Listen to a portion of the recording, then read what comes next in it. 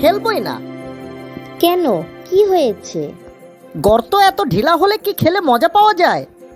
তোমার এতই সমস্যা হয়? বিয়ের 5 বছর হয়ে গেছে, এখনো কি প্রথম দিনের মতোই চাও নাকি? খেলে খেলে তো তুমি এরকম বানিয়েছো। তাই বলে এত ঢলঢালা?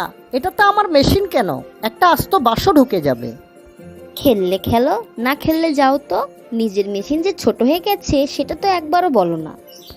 কি বললি? আমার মেশিন ছোট? দাঁড়া, দেখাচ্ছি মজা। আরে আরে, কি হয়েছে? দুজনে ঝগড়া করছো কেন?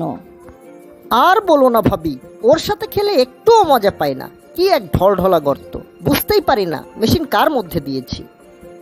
ও, এই ব্যাপার। দেখো, এই সমস্যা শুধু তোমার একার না, বাচ্চা হওয়ার পর অধিকাংশ মানুষই এই সমস্যায় পড়ে। এটা মেনে নিয়েই খেলতে হয়। যদি খেলে মজাই না পাওয়া যায় তাহলে খেলে কি লাভ? বুদ্ধি থাকলে সব জায়গাতেই মজা পাওয়া যায়। সেটা কিভাবে? শোনো, খেলার এমন কিছু পজিশন আছে যে পজিশনে খেললে ঢিলা মনে হবে না। কি সেগুলো ভাবি? সবচেয়ে কার্যকারী স্টাইল হচ্ছে মিশনারি স্টাইল। পা একসাথে চেপে ধরে খেললে পায়ের চাপে মেশিন টাইট মনে হয় এবং খেলতেও মজা লাগে। দ্বিতীয়টি হলো ডগি স্টাইলে খেলা। Doggy style? সেটা আবার কেমন? এই স্টাইলে বিপক্ষ খেলোয়াড় হাঁটু গেড়ে বসবে, তার পা দুটো একসাথে থাকবে। এই স্টাইলে পিছন থেকে মেশিন ঢোকালে অনেক টাইট মনে হয় এবং খেলেও দারুণ মজা পাওয়া যায়। ও, এবার বুঝেছি, এখন থেকে এই স্টাইলেই খেলবো। আরেকটা আছে, সেটি হলো স্পুনিং পদ্ধতি। এই স্টাইলে পাশাপাশি শুয়ে পেছন থেকে মেশিন চালাতে হয়। দুটো চামচ যেভাবে একসাথে রাখা হয় ঠিক সেইভাবে।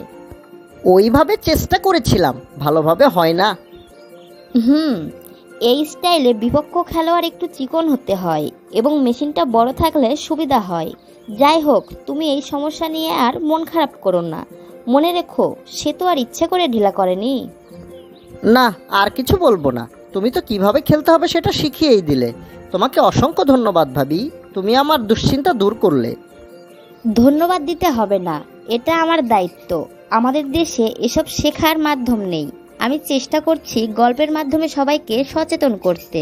সবার কাছে শুধু একটাই চাওয়া, সমাজকে সচেতন করতে ভিডিওটিতে লাইক, শেয়ার, কমেন্ট করে আমাদের সাথেই থাকবেন। ধন্যবাদ সবাইকে।